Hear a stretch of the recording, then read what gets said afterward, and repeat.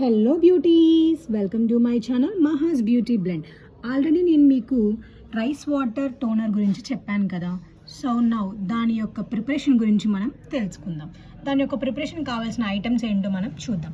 First దానికి కావాల్సిన main ingredient rice and water అన్నమాట. నెక్స్ట్ ఫిల్టర్ వాటర్ తీసుకున్నాను నేను, అండ్ ఆ వాటర్ కడిగిన వాటర్, వేస్ట్ వాటర్ దీంట్లో పడడానికి తీసుకున్నాను.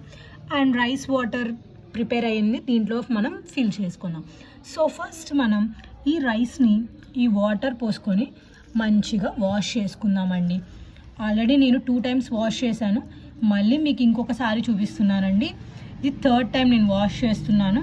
మీరు మంచిగా వాష్ చేయండి. అలా వాష్ చేసిన తర్వాత వాటర్ దీంట్లో పోసేయండి.